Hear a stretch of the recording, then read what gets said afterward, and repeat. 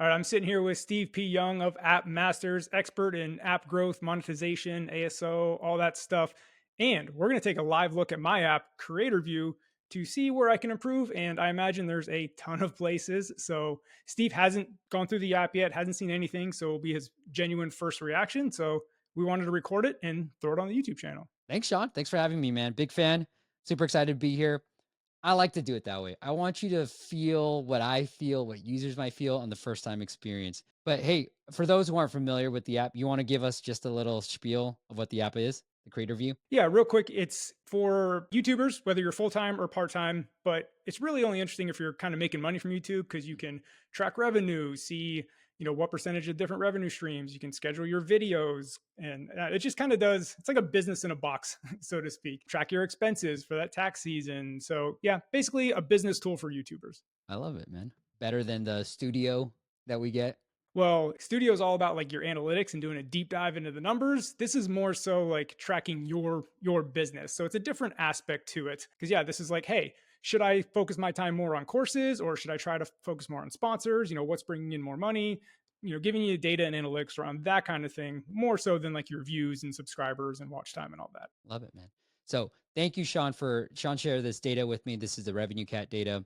The new customers are the installs. So these are the installs. Here's the trial start. Here's the trials that converted. I broke it all down. So here are the new customers. Here's the trial. So your trial conversion rate, which is the number I typically look at, 5 to 10. It's good, actually. It's on average. 5 to 10% is where you want to be. The more niche you can be, the higher this number will get. So that's why I always say start in the niche, because that's the quickest way to start building some revenues with the app. The downside is, and maybe you've already experienced, you felt this, you feel this because it's your app, Sean, that these trials are not converting and they're not paying you. So now as I'm looking at the app, we'll look at the paywall and certain things like that, but we're also going to pay attention to this particular number right here too. A little bit of context too is that the app is relatively expensive when it comes to the world of apps, right? It's $100 a year or $12 a month, just for the context on that conversion number, right? I'm not asking someone to pay $3 a month, $4 a month, right? It's a pretty hefty cost.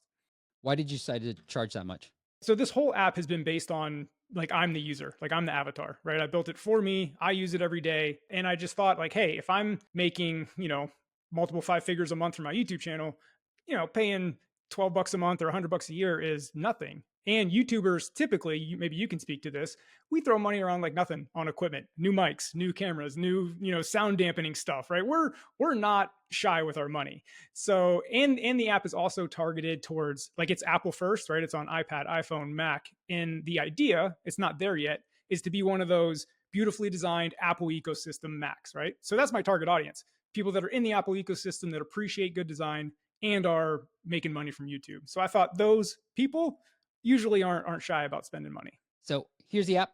I've got it. I like this. Track your YouTube business. So from an ASO perspective, obviously it's specifically for YouTube. Congratulations for getting YouTube into the title. But when I'm doing keyword research, one of my favorite tools to use is called App Follow. And so I just put in YouTube analytics. And frankly, you can just start off with just YouTube and then see where the autofill results are. And I was like, oh, there's nothing here interesting. So I was like, all right, analytics is probably the term that I would go for. So I'm going to search for analytics under App Follow. This is all free to use, by the way. Then I'm going to try to find, Sean, you're number 5. Amazing. So means you're up there. You can probably get a little bit higher.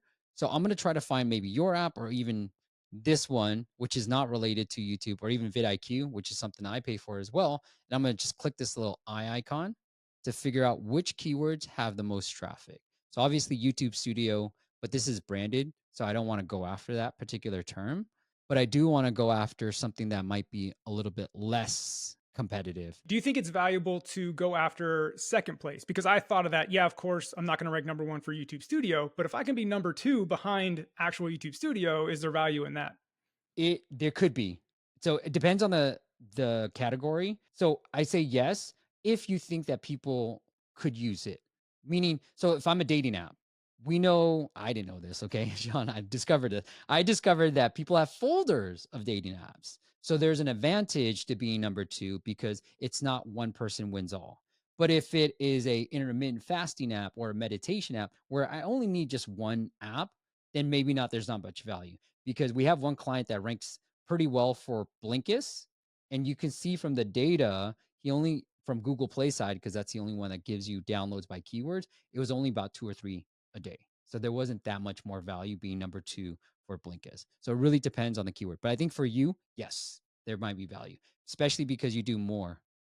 Yeah, it's an interesting way to look at it, like just for, like the audience perspective. If your app is a folder type app, that's a good way to put it. I've never heard it called that. That's different, like you said, versus a winner take all type category. You can probably even see if there's YouTube monetization that is more interesting, but the big keyword would be probably YouTube analytics. So you probably want to have analytics somewhere in the subtitle. And then in the Spanish, let's look at your Spanish Mexico. The US App Store, for those who haven't been following, indexes 9 different localizations, including Spanish Mexico. So right here, you probably could put YouTube analytics for business. So that's how you try to rank better for YouTube analytics. You've already done pretty good job just not having analytics. I'm assuming it's in your keyword somewhere, but you've already done a good job there. So maybe just change this to analytics versus business. Yeah, I was trying to find the balance of going for the algorithm and the human because, creator view isn't like the analytics, there's a little bit in there, but that's not, why someone would download the app. So I was trying to go for a balance of like, hey, targeting the algorithm while also, when a human sees it, they know what the app does. Because I don't want to, let them think that it's an analytics app when that's not really what it is. Well, I think this is where your screenshots come into play. So for me, obviously, and I can use an analogy, Sean. I didn't want to talk about App Store optimization. This was like 2015. And I was like, everybody's talking about it. But I started talking about it because everybody was searching for it anyways. And then that helped me grow as well. So even though I was reluctant to even talk about App Store optimization, frankly, this is what I'm known for these days. So it's sort of like give them what they're looking for, but then tell them this is what you do more of within your screenshots. I don't know how many people you work with that are building apps for a platform, but that for YouTube is actually very specific from the App Store. I'm not sure if you're aware of that. So I can't put YouTube anywhere in my title except if I put for YouTube. Like it has to be that verbatim. We have a few that are building for Instagram, and I've worked with a few that, especially for Instagram, they've done some stuff there too. Yes, I agree. It's kind of like ChatGPT powered. You have to put powered by. Yeah.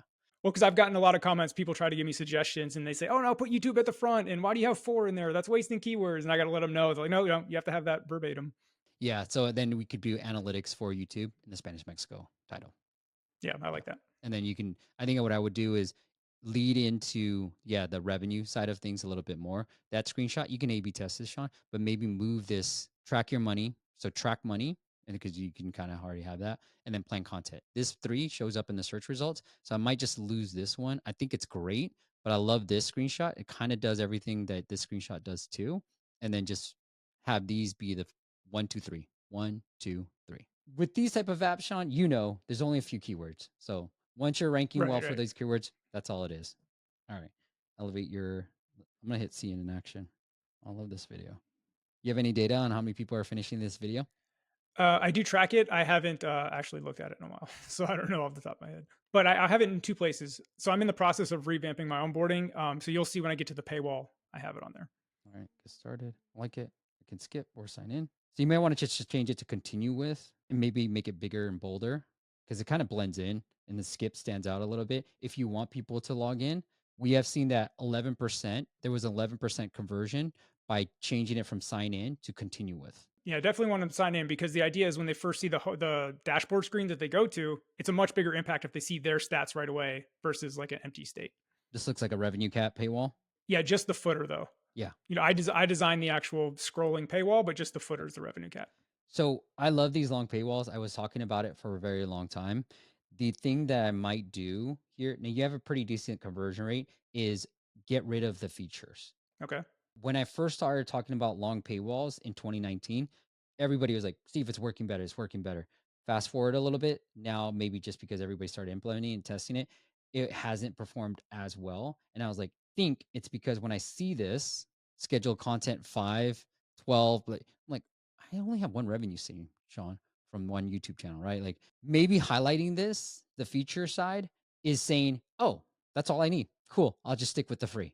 So that was my hypothesis. And we A/B tested this with another app and he did see a improvement. Now, it wasn't like 2x improvement, but it was like a 30, anywhere from 20 to 30% improvement by removing the features table. So just hit them on the benefits, plan your content, track your revenues, hit them all on the benefits versus showing them what you can get away with for free. Because if we can get away with it for free, we will. I would play around with the pricing to see where that sweet spot is. The other thing you might want to A/B test too, Sean, is a weekly option. So what I generally like to do is, especially in the AI space, like the Chat GPT type of apps, weekly performs better.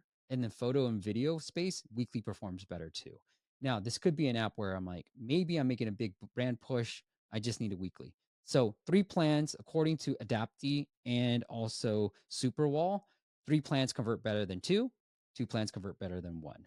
I personally like to show all plans because then I can compare which one do I actually want. The other thing I would say is, if given your data, people are starting trials but not activating, paying you afterwards, maybe think about a 3-day trial versus a 7-day trial. Usually it increases the cancellation rate. So I'm not like, you'd have to A/B test that.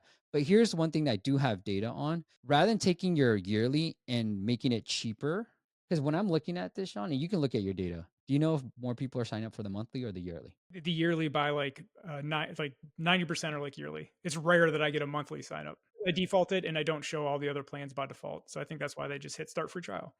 Play around with the price, because do you have costs associated with this if for a subscriber? Just my time. Okay. Then yeah, play around with the price, because who cares at this point, right? You Yeah. you want to make money out of this.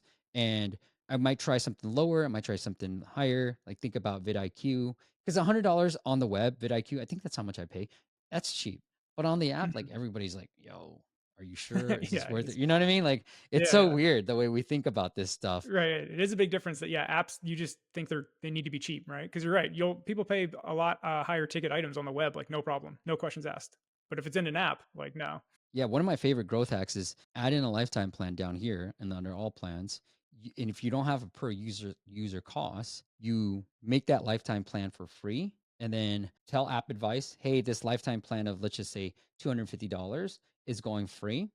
A lot of people are going to jump on it. Now it's a niche app, so might not be that many YouTubers. I see view all plans. I hit lifetime. I get it for free, and then it's done. And then I'm in the homepage, so I'm gonna hit dismiss for now.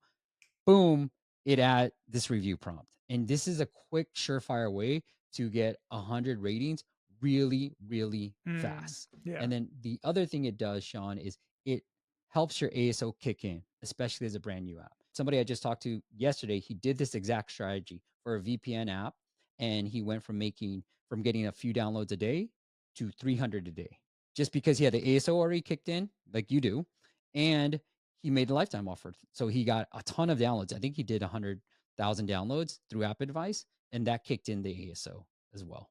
That's a good idea, because that's what I've been struggling with, is getting ratings. Well, because like you said, it's a niche app. I get, without ads, 10 to 15 downloads a day. Yeah. So it's been slow going trying to get those ratings up. It's a quick fire way to do it, and then play around with the pricing, because once you have the downloads, you can then get fancy. And now he came back. He's like, Steve, I have 300 downloads a day. Help me make more money off of this. I was like, no problem. This is a pretty easy equation to solve. Yeah, that's been the struggle. I've been trying to use paid ads with like basic and stuff, which is another topic I want to touch on, to, like you said, get that flywheel going, get enough ratings, get the ASO going. So then organic can eventually take over. But I've been kind of struggling at the starting line, getting those initial reviews. Well, I know you shared the numbers you were spending on paid ads. It looks like a couple $100 a month. And, I personally would just do the App Advice campaign, give up the potential revenue, and then have everything else kick in. And so now my app looks like it has 100 plus ratings versus, a handful of ratings.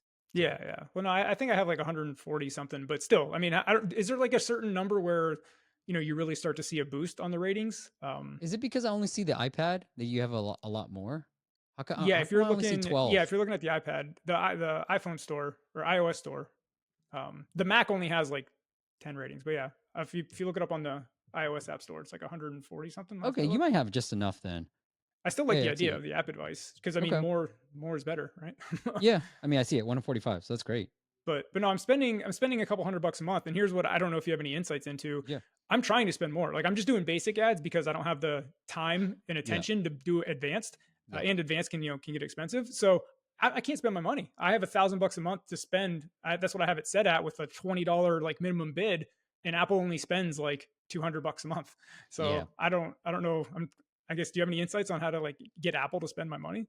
No. So you could update the ASO because I'm having that problem too. Luckily, I'm able to in here I can share the numbers that Sean just talked about too. So I did something similar, Sean, where we started off, we're capped at about 1,000. We're spending about $800 a month on this on my app. And we're getting just the same cost per install, about under $1, just under $1. Oh, you even have it for different localization or different countries. I don't. I only had it in the US.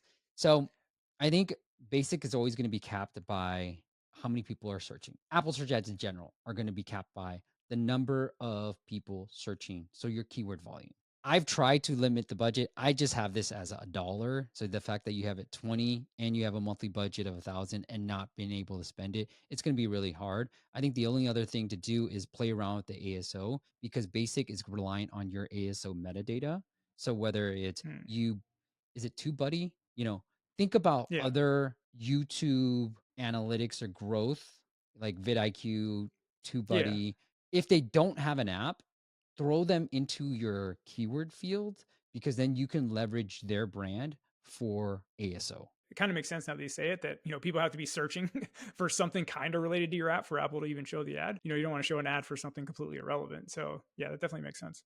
What are your thoughts on, because I struggle with ASO because one, I have to struggle with, people just searching for YouTube stuff that they're not YouTubers, right? They just want YouTube. So that's different. And then also like not a lot of people are searching for YouTube business tracker. Like that's so, I don't know. Can you be too niche? I guess is my question. And should I kind of at least broaden my ASO, even if they're not 100% looking for, exactly what they search, but I don't know, just get more eyeballs on it.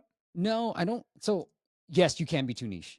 Absolutely. So, we've dealt with that, right? We have clients where I'm like, dude, nobody's searching for this. Nobody's searching. It's great technology, great user interface, but nobody's searching for it. So I'm trying to look for something around high 20s, low 30s. Those are the sweet spots with good volume, lower competition. So I think there's enough here with YouTube Analytics, with YouTube Creator Studio, with vidIQ, TubeBuddy. You can even look up related to vidIQ and see what other websites are there that you think would be good to target, because that's the way to do it. There's got to be a lot of these that don't have an app, and you can leverage some of these because they built a brand so that people know them. Because my thought was like, yeah, like the YouTube analytics, the vidIQ, we don't do the same thing, but my user would potentially, like a user of vidIQ is probably making some money from their YouTube For channel, sure. right? So Yeah. it's kind of like, yeah, it may not be exactly what they're searching for, but if I can show up for that, it's like, oh, what's this app? As long as I can get high enough so I don't have to scroll down 30 apps. For a niche app, Sean, you should be converting about 8 to 10% because it's so niche. They looked for a certain thing. You said, hey, that's what we do. Go ahead and buy it. And then play around with the pricing because that could be the reason why people are activating a trial and not converting. So I'd rather spend that $200 on basic, running the app advice growth hack, getting things into play, update the paywall first, and then let's see what happens to the ASO because the ASO can ultimately start kicking in. It already is pretty well. Yeah, I did, to be honest with you, I didn't know I ranked that high for YouTube analytics. I think that's pretty good. Like Good job, man. that's enough with minimal effort, but that's enough to be like, oh, okay, if I'm that high for YouTube analytics with minimal effort, like there's Facts. there's potential, right? Facts. Yeah. Sean, last thing I want to cover with you is if you're trying to do any type of competitive analysis, you're like, hey, maybe Steve's right. Maybe I am charging too much. Let me see what Eduard is charging. So we saw he's charging roughly about, anywhere from $40 a year, right?